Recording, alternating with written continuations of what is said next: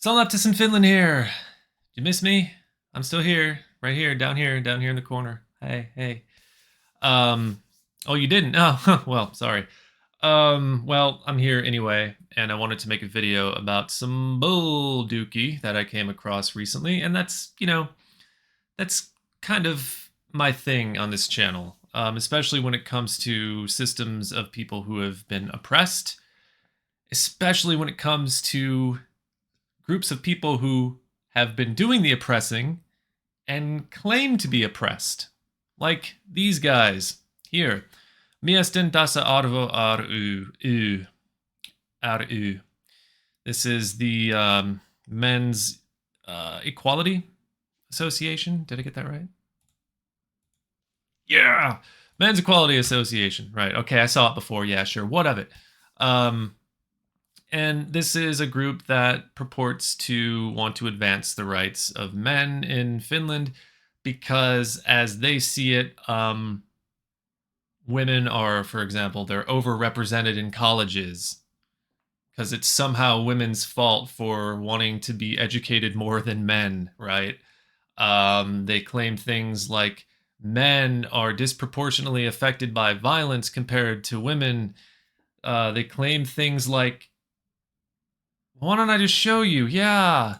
Why don't I show you down here something that they said that made a lot of stink a while ago?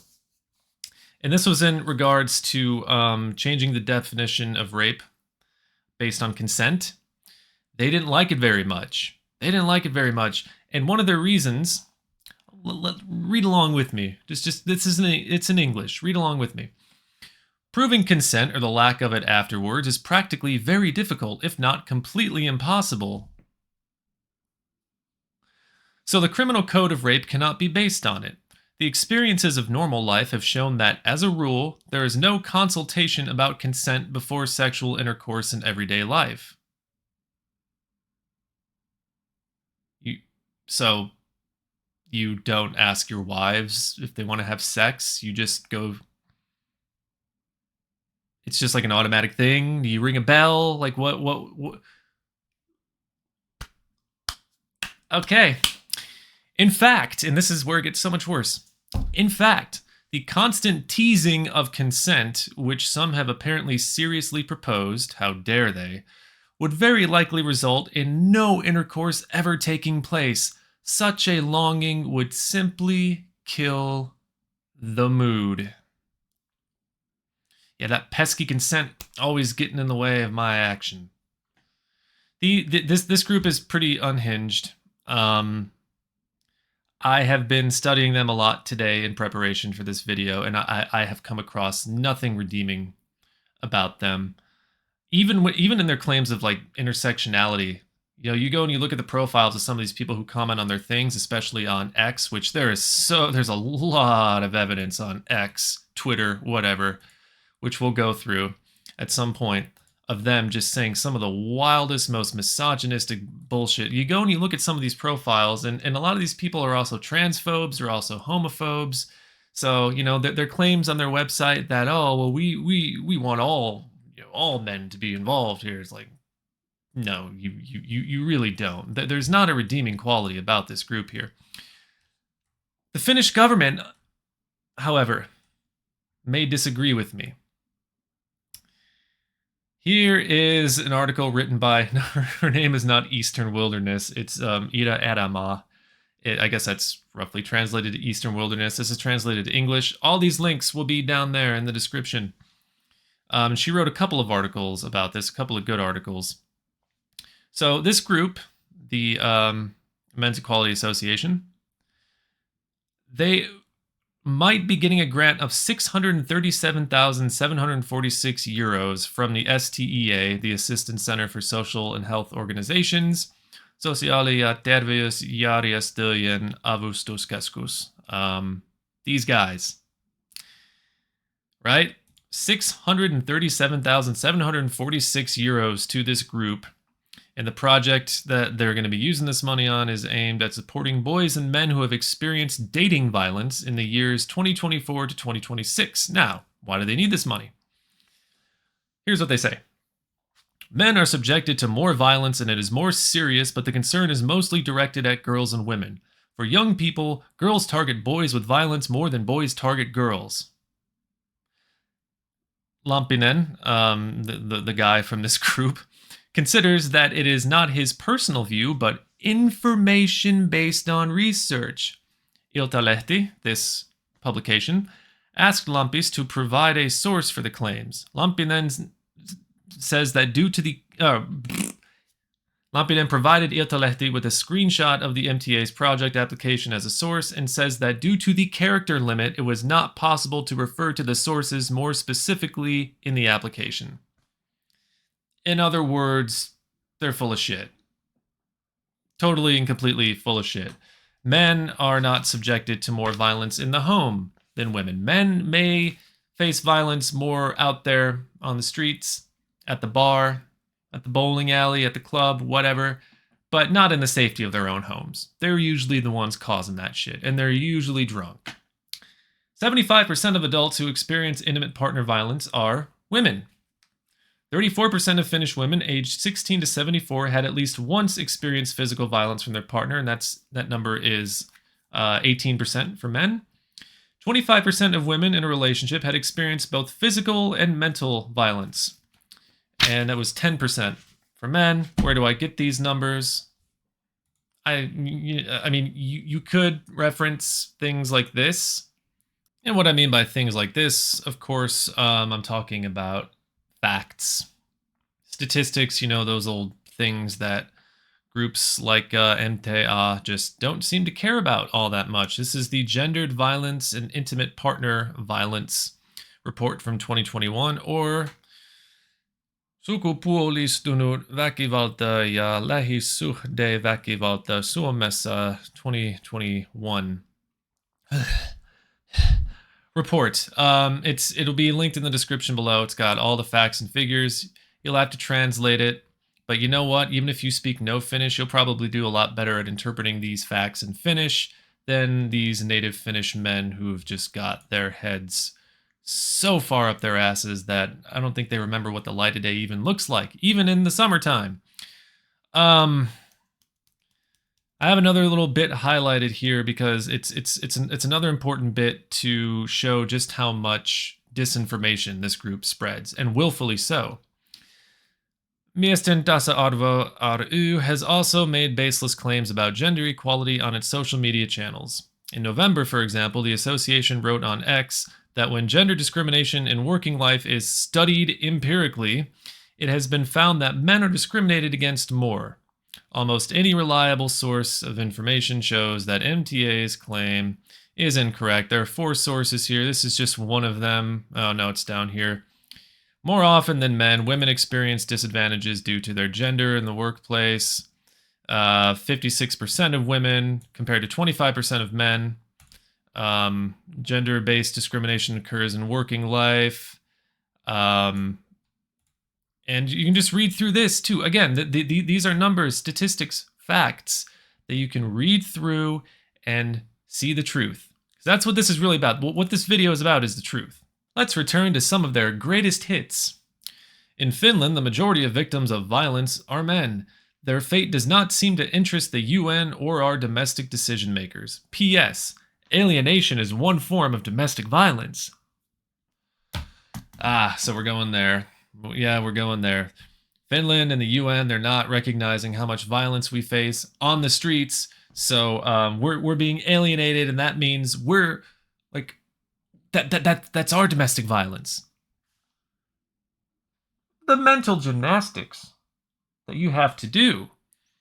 Okay, like there's the mental gymnastics that you have to do, like silver medal level mental gymnastics, where you compare the violence men face on the street, which is more, but not nearly as bad as the violence that women face at home, which is arguably much, much worse. You can't get away.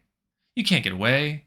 It's your home. It's where you're supposed to feel safe. It's where you're supposed to feel warm and comfortable, and some man's coming in and beating the crap out of you. And a lot of times you can't get away.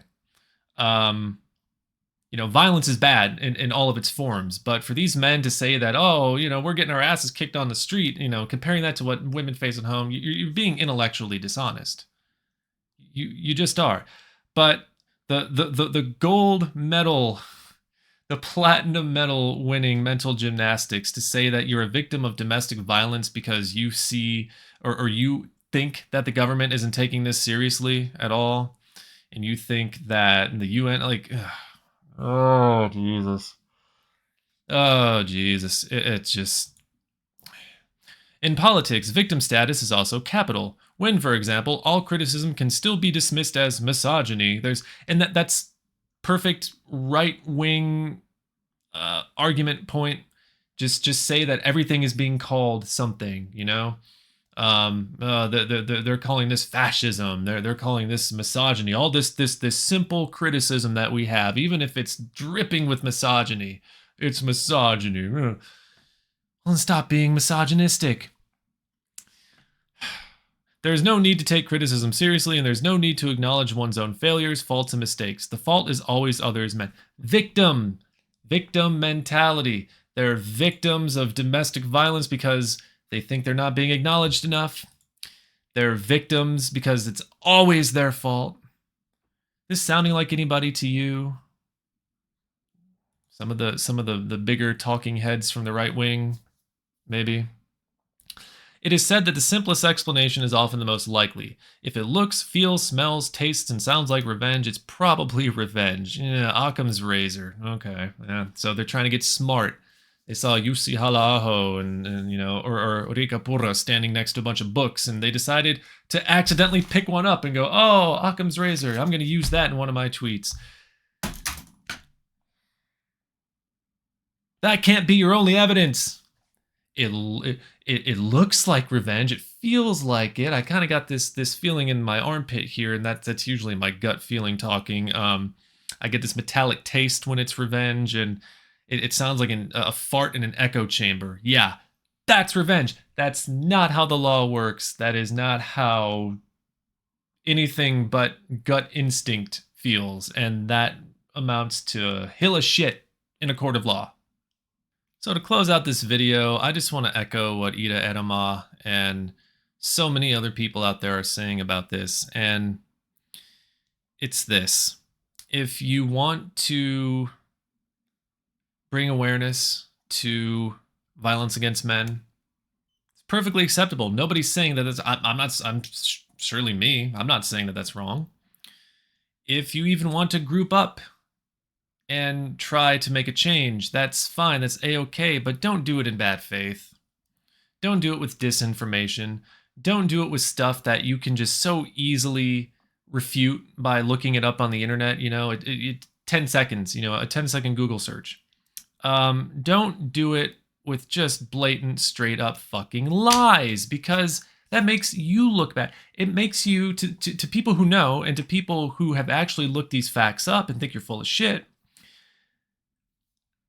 they don't think that your interests lie with men. They don't think that your interests lie with abused men, men falling victim to violence. They will think that your interests lie with the money, the sweet 600 plus thousand euros that you stand to get from the government. They'll think that your interests lie with yourselves. Anything but intersectionality, you know, they will think, like you care, but people will start to think that maybe, just maybe, your group is just a bunch of self-serving, pissed off men who just cannot accept the way that the world is changing around them. And if you ask me, it's not changing quite quickly enough as it pertains to gender equality. But that's just one man's humble opinion. You just look so disingenuous. And it's probably better if a group who is not so full of shit takes the reins of this issue.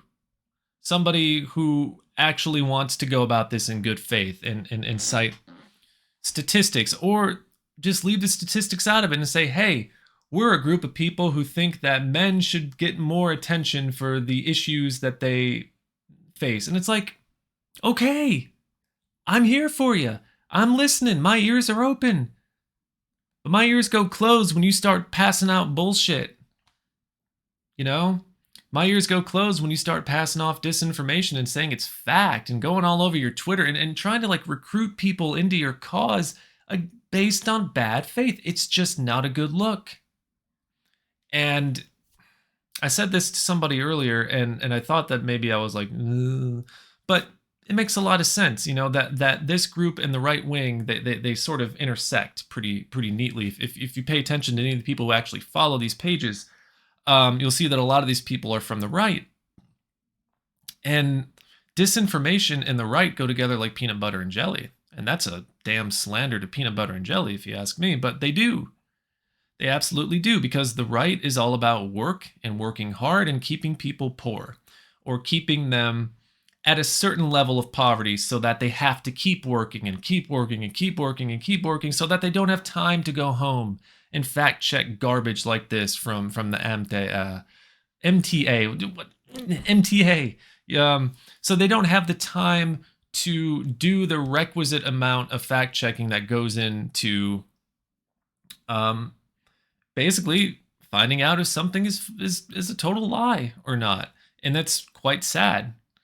And I think that's a big reason why disinformation campaigns have thrived, especially on the right, because it lines up so well with their rhetoric.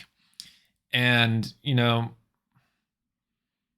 it's I'm not saying that the left is not, you know, prone to disinformation themselves. They've got their own batch of usually like these alternative medicine lunatics who cite nebulous papers from nebulous sources, and like, you know, okay, yeah, they have them, but the right wing is typically doing it to advance the interests of some and completely disregard the interests of many, typically, you know, people who aren't their native countrymen, people who aren't white, people who aren't straight, you know, people who aren't in their image. So the damage that the right does with disinformation is way worse than the damage that the left does, even though it does exist on the left. I really hope that the Finnish government, that STEA, I really hope they rethink this. I really hope they take a good long look at the proven track record of bullshit, the kilometers long stench of bullshit and lies and PU misinformation, disinformation that's just emanating from the pores of each and every single one of these motherfuckers. I hope that the government does their due diligence, because I gotta tell you folks, you cannot claim to be against wasteful government spending and be in favor of this. Even if you think that men's rights are something that should be advanced, you cannot possibly support a men's rights organization that is willfully trying to bullshit people.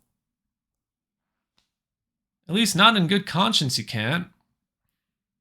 And I'm hoping that we have a lot of people out there who still wish to act in good conscience, because 600,000+ euros could go to a much better cause than these dingbats.